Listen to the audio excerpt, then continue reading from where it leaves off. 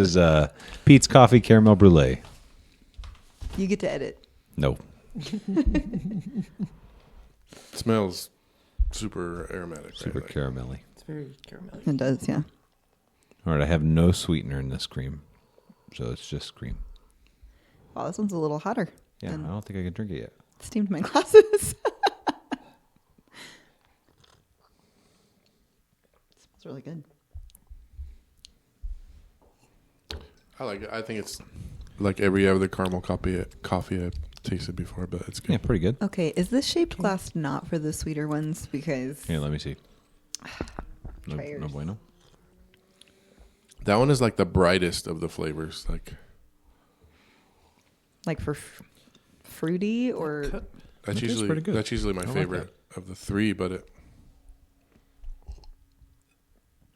get a little more flavor out of this one. You want to trade? Yes, thank you. Sacrifice I'm gonna say myself 3. for you. 3 out of 5. I'm gonna go with 2. I give it a 4. I like it. I'll give this one a 4 this time. I think this has more flavor than the last one.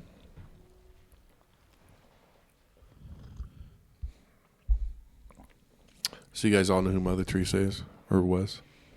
Yes. Heard of her? You got her trading cards. The controversy. Yeah. There's a quote. I'm sure she said a few famous things. One of the quotes that I heard when I was younger, I guess somebody asked her, like, of all the acts of service she was doing for, like, less fortunate people, does it even matter? Like, I remember them asking her, they're telling her it was like a drop in the ocean. And her response was, the ocean is made of many drops. And I remember as a kid, like, really kind of sitting and thinking that through and realizing, like, trying to wonder, like, what's the problem? Do we need a smaller ocean or do we need more Mother Teresa's? And thinking through, like, what type of life I wanted to lead. And if I decided to be a drop that was going to, like, possibly be positive in the world, like, I had to be okay with the fact that, like, you may not see a huge impact. It may just be something you just go through your whole life, like, living, acting with acts of service and not getting much recognition or even feel like you're making a difference. And so when I think about parenting, I wonder if it often feels like that sometimes where, like, you get caught in the day-to-day mundane part of it, being a parent and wonder, like, is anything I'm doing actually going to be lasting and impactful and making a difference in our kids' lives? How do you guys feel about that? You ever thought that through or wrestled with that? I think I think it's just because of my personality and the things that I've dealt with. Like, I always tend to focus on more of the negative, like, gosh, dude, I'm probably screwing these kids up.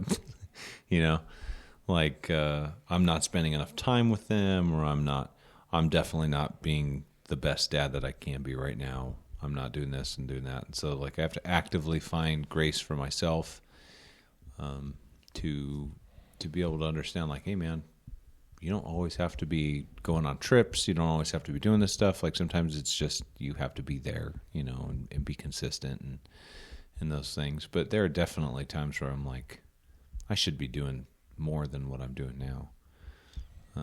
So yeah, if I were to say it, that's where I stand. I guess I don't know if that's the right way to put that, but that's where I'm at. Do you ever feel like I really should put down the screen and spend more time with the kids? So I'm going to watch a YouTube video to figure out how I would put down the screen and watch, right? Like, it's easy to get caught up in that, I think. Like, Yeah.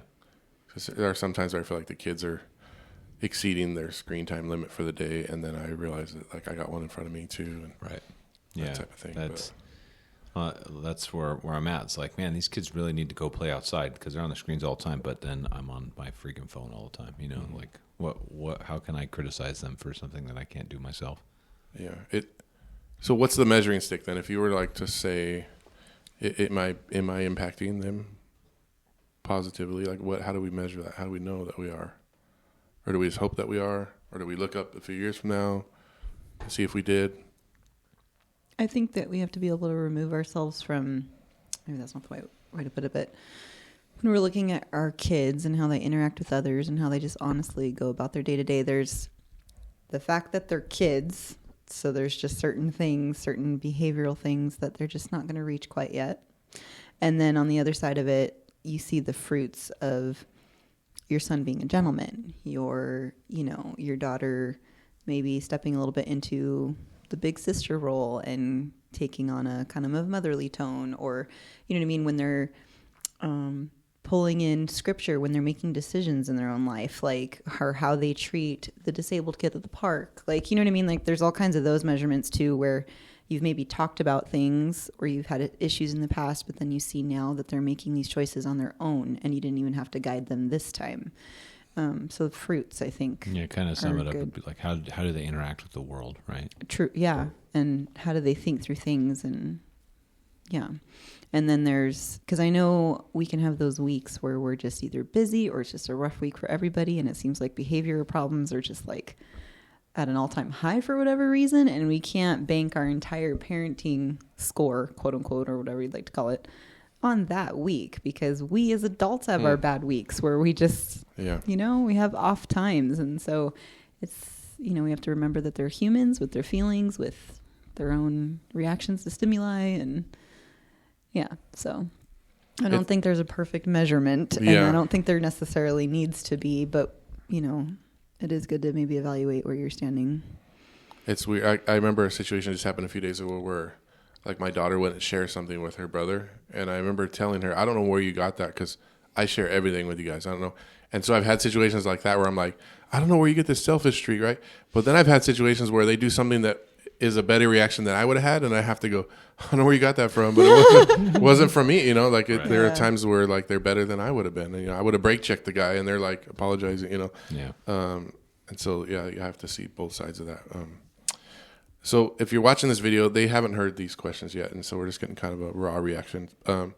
As your kids look back, and you might have to think about you looking back on your childhood experience, but if we were to fast forward and your kids were to look back, do you want them to remember, like, key moments, like key specific moments that you had with them, or is there, like, an overall message that you hope they remember that they get from their mom or dad, or with both?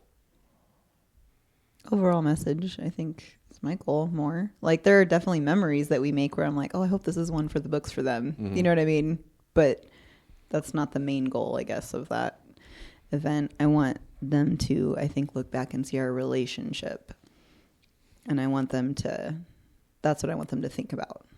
You know what I mean? Like, know that they could trust their parents, that we were always there to help them if they fail, like, that we raised them well where they didn't go into the world feeling unprepared, So I hope that they look back and see kind of the bigger picture as a whole, if that makes sense. That's what I kind of keep back there when I'm making decisions.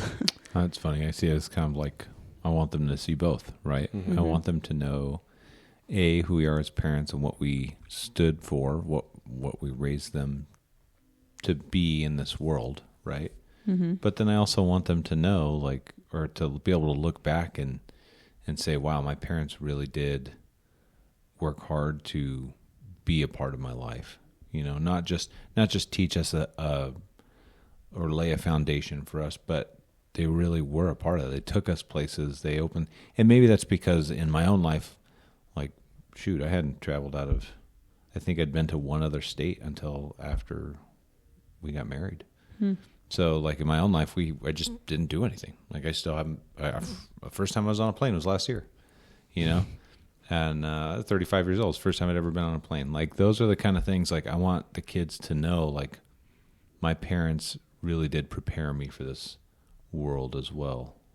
What? I think we're on the same page. It's just, I'm saying, like, there's the overall theme, like you're saying, but then also in those certain, like, things. So it's both. It's not just. It's one. Well, I think naturally, if we did get to that point, then they would have those things to list within that, right? Like, for example, my parents took me on this and they gave me this opportunity and blah, blah, blah. And I suppose. Does that make sense? I still think the better answer is both. Okay. How about you guys? He's one of the all of the above guys when he takes the quiz. D, all of these above. The six straight all of the aboves. That has to be It's the right always, it's always the answer. answer. It's never none of the above. Don't ever. What were you going to say?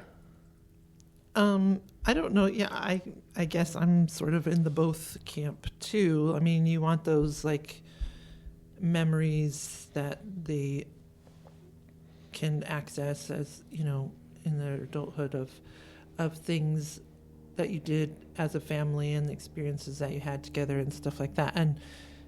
And some of those are character building moments that you want them to remember as well, just going out into the world and having experiences, and how do we, react to others, and how do we deal with the things that stress us out and things that don't, I mean, even like as much as you don't want those bad experiences to happen, like a car accident or something like that, they watch you in those moments, and those build character as well, like just seeing how do you deal with those things, and because they happen to everybody, some bad stuff's going to happen, and how do we navigate that and stuff as a family, and that that experience I think is priceless for them to access in the future. So Yeah.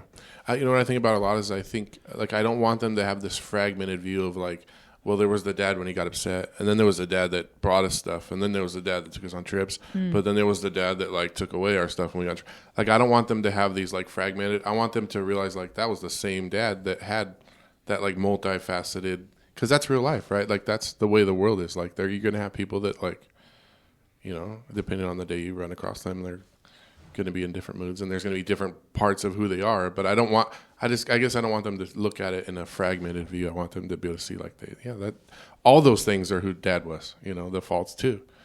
I lost my track. I was going to say something when you talked about the accident, but I blocked it out. There's learning that people have different aspects to them, but not in a scary way, because there's sometimes those parents that are just like unpredictably sure, but like I want them to. But, Here's how I hope they process it. And they probably won't. They'll probably be in therapy or something. But like, I want them to say, like, Dad told us when we were wrong, right? He called us out on it. He put in consequences when he needed to. Dad also loved us, so that must be part of what love is, rather than like, oh, Dad must not love us because you know what I mean. I want them to be able to make that connection. And I see that in our kids. They're not afraid. They are able to admit, like, I shouldn't have done that, or I shouldn't have said that, or, sometimes the I'm sorry comes out too quick, and you can see that there's no I'm sorry really happening. It's just like, okay, stop talking to me about this now. I'll just say I'm sorry. But I do see, more and more often that they're catching themselves, oh, I shouldn't have said that way because, and they can even explain the whys and the stuff like that. So just like watching their character grow like that is pretty cool. But sure, our son says no offense. Like, he's like, how you eat a lot, Dad? No offense. But so I mean, I know it sounds funny, but he really does. Like, that's something he's added where he's like, he's starting to think about, like, the things he says, like, make people feel a certain way sometimes. That is a step in the right it direction. is, yeah. I wish he would step it towards someone else sometimes, but it's still like you can see an empathy like creeping in, right? So, I actually mentioned this off camera, but I was thinking about it as we were going through this topic. Like, so my kids used to run to the door when I'd get home because Jamie stays home with the kids and does all the homeschooling, and I get the easy job of just like going to work and coming home. And they used to run to the door, and I was like the superhero they hadn't seen. And if we're honest, like, that was hard on Jamie sometimes because they're like, wait, what about me? But it was only because I was gone all day, not because I was better in some weird way. It was the opposite of that, but they didn't know any better yet. But now I feel it changing. Our kids are 12, right? And it's starting to be like, I'm excited Dad's home, not because I missed him all day, but because we can maybe purchase some stuff that we decided today that we need to buy. So it's like there's a love for my wallet, right? When the wallet walks back in the door, and I know that that's normal as kids age, like they start to dynamic starts to change, but I'm still rolling with that and wrestling with, like, dang, I remember when they were excited that I got home, not they were excited to sort of pour on me the list of things they want, right? Because it's almost Christmas time, so they're making a Christmas list, but that started like in July, like, Right. I'm making my Christmas list, and I don't know. So, but it's changing as they get older. So, like, it used to be Like if I felt like I was making impact, it used to be in those moments where like they were sick and I'm putting vapor rub on them, or I'm like putting the humidifier in the room, or I'm making sure they have the blankets that they need, and maybe it's after a nightmare I get to go in there and try to comfort them and stuff. And it used to look like that, where I felt like, man, they're gonna remember this. Like this is gonna sit with them for a while. And as they get older, it's turning more into like, well, we debriefed after he had a meltdown because his sister always beats him at Mario Kart, and it's okay to be mad, but it's not okay to like throw the controller and scream at the top of your lungs, like that kind of thing. And those are what it's starting to look like now. And it's not that I feel like the impact is lessening or deepening. It's just different as they get older. Would you say that's true? Yeah, I suppose. I don't know. I'm looking at her and she's feeling like, why are you looking at me? What, like, do you ever have a day where you feel like you're just going through a bunch of emotions and you're like, this Tuesday feels like last Tuesday, and are we really getting anywhere? Am I really? Well, as the one who's with them all the time, sometimes that becomes a lot, when there's no time off, there's no lunch break, there's no there's just, there's just always something. You're never off duty or whatever. So it's, sometimes it feels like a little bit like tedious, like, every day starts to feel the same. So I feel bad. I try to remind myself not to check out in those moments and just, realize that like every day can be a learning experience, and I don't know, just trying not to like you said, just be going through the motions, like, okay, another day, another whatever. But yeah, this is going to sound like a weird example, but I know, so Jim and I are in two different kinds of lines of work, right? So I'm home every night, and I'm sure Jim's jealous of that in a way, of people that get to come home every night to their family, right? In other ways, I'm jealous that he might have a 4 or 5 day stretch where he doesn't have to work and he can be with his family. And I'm sure there are pros and cons to both. But I noticed that as our parenting roles happen, where like you're there all day every day and you get a ton of like time with him. Like I'm jealous of that part of the aspect of the role that you play, and you're probably jealous that I get to like, sometimes I get to like show up and like have these important conversations that you like spend all day like prepping, and I get to be the closer, type thing. And I'm sure that you're jealous of that part where I get to like show up and be a hero for a few minutes when you did all the hard work, right? Like, so I feel like there are times where we're probably jealous of each other's roles. Or that you get to go to work and disengage your brain from family for periods of time sometimes, or whatever, like focus on something. Wait, what do you else, think that I or do talk that I to, disengage my brain? adults. I just go and like mumble all day and chew on a straw. No, I know what you mean. No. Yeah, you're saying from But yeah, the stress you of... call me sometimes when you're at work, like if you're having a slow day or whatever, we're arguing over which flavor creamer is the best flavor. I'm like, okay. Oh, cool. Wow. Girl, I would just argue with Just my start- child that just- they need to change their underwear. And but you're like, sure. and you're like, we're at Target looking at Legos, so we were right. So there are sometimes. Oh yeah, because that's my favorite thing to do. So, oh god. Just start calling with the, man, it's a horrible day today. Store exploded. People, Right. Hey, that almost happened once, but anyway. That's true. I think for us, in case you're wondering, I think We for- were wondering. No, for me, I just kind of had this experience this week where, as homeschool families, like we go up and down in the events of what's going on. And this last week we had something scheduled like 4 days in a row. And so we went to the 3 things, and then the 4th day happened and it got canceled. And at the end of the day, I was like, this is actually really nice to just sit here and not leave my pajamas. Like this was, and I used to, look so down on that, like if we spent more time in our pajamas than not and stuff like that. And then I actually embraced it this time. I was kind of like, okay, this is okay. And so I've been going like kind of up and down, finding that happy balance of, breaking the monotony a little bit, but at the same time, like embracing that homeschool means you get to be at home too. And that's okay. So, yeah, I get you though. There's weeks too, like especially when colds get through all 3 kids, you've been at home for 3 weeks straight basically. And, that gets really old. So we play outside a lot and stuff and that's it. But then sometimes we counteract by let's go on this field trip and that field trip and this park day and that part, and yeah, so we're still fighting. Let's that, drive but 3 states away. Hey, Yeah, that was drop on fun that. and expensive, but it was fun. Totally worth it. Totally worth it.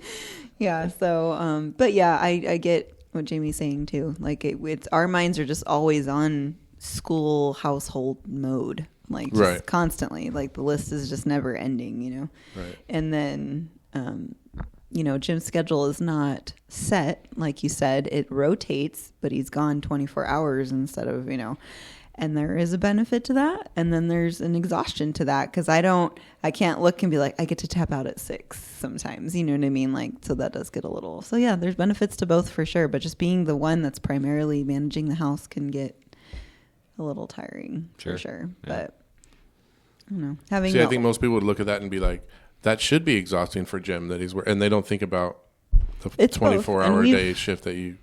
we've learned about that, for each other, understanding each other's roles and that we're both exhausted in our own way and we're both mentally tapped out in our own way. And so we've tried to learn to manage that. But, Right. but the fact that our kids are a little older, I think is helping now because we have the toddler to keep us on our toes, but then the older kids are pitching in a little more. So that helps a little bit. They can be creative. It's easier to be creative with them, things like that. You know what I mean? So, yeah. So you guys are how long into being parents? 10 and a half years. Do you feel like you're a drop in a big ocean, or do you feel like Do I feel like I'm the drop or the things we do are drops? Because, do you feel like you've made an impact that's going to be lasting? Oh yeah. yes, Oh yeah. We see it every day. Awesome. I think we see it as well as in we're breaking chains too. Yeah. So Oh yeah. when we look at that, yeah.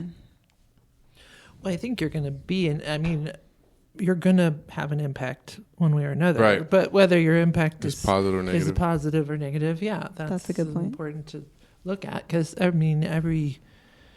especially when you're with them all the time, you're going to have some type of impact. So, yeah, just hopefully that's a positive one. And Yeah, it's hard to balance because for the people that are watching, like you almost want to say like push stop and go hang out with your kids, right? Like you stop doing something that's not.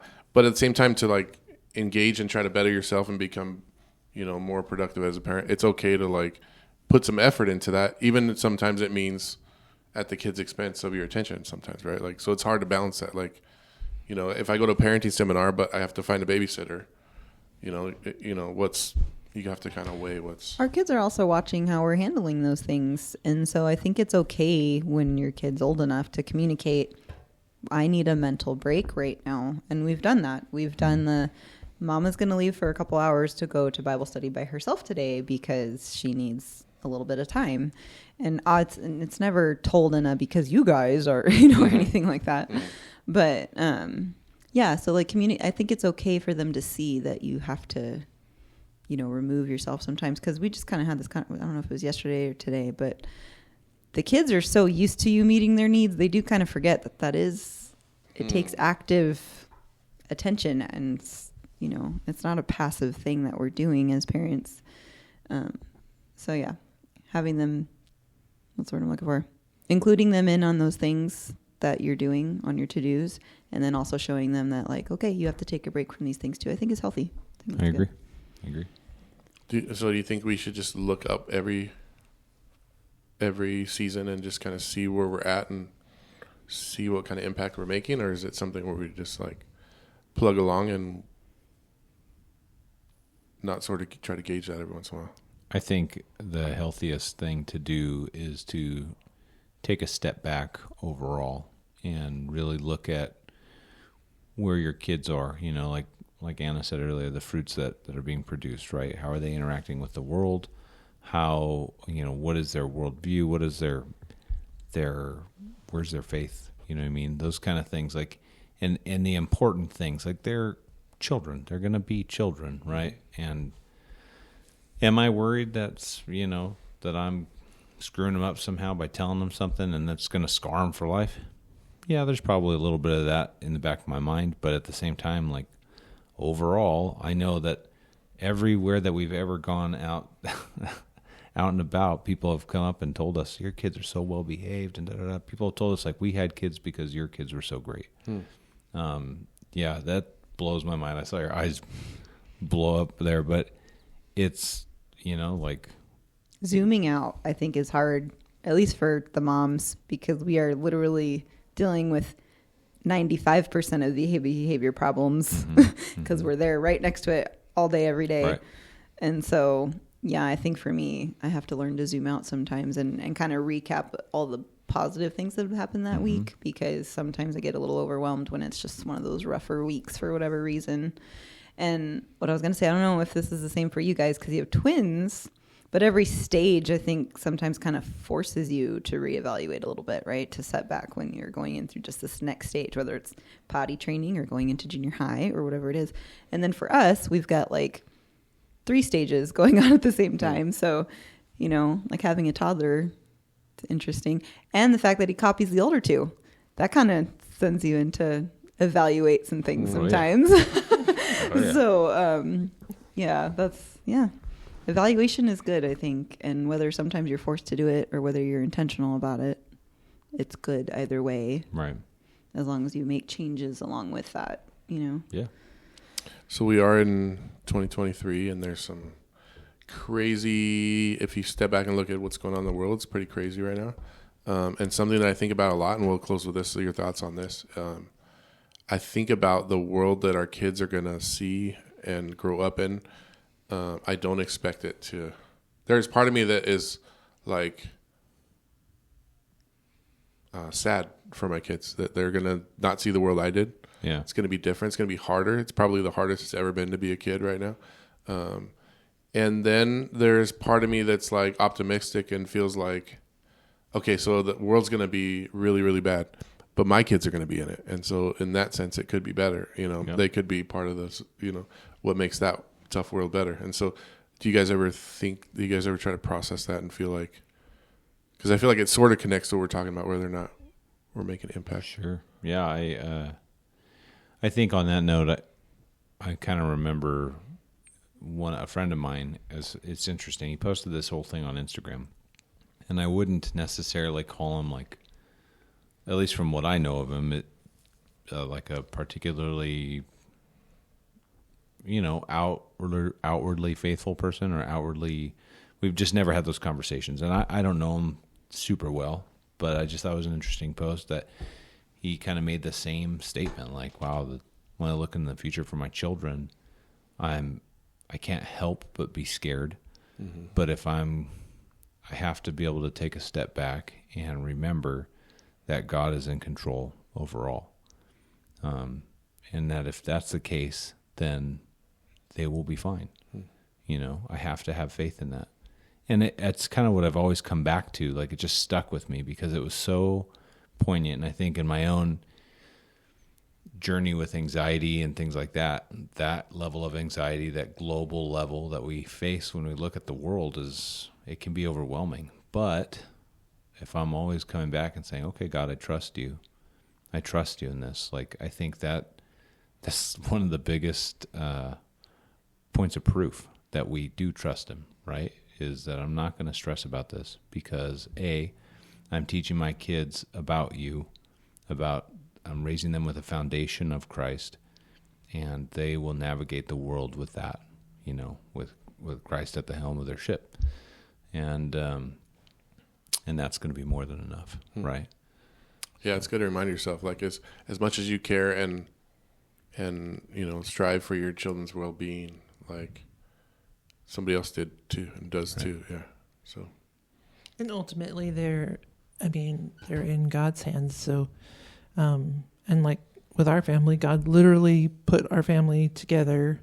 And so, having been a person of faith my whole life, I can see, God obviously knows more than I do. So, he intentionally placed them in our family. And so, being that they're in his hands, I have to just trust that he's guiding them along as well. Like it's not solely on us. I mean, well, we have obviously a very important responsibility. We are not doing it alone. So there's that, at least. There's that reassurance that if whatever I mess up, God knows, God's got them in his hand and he's going to take care of them. And, Yeah. I just thought it was important to talk about. I know some people that even think that whole scenario through when they decide whether they want to have kids in today's world. So that was important that we covered it a little bit. Yeah.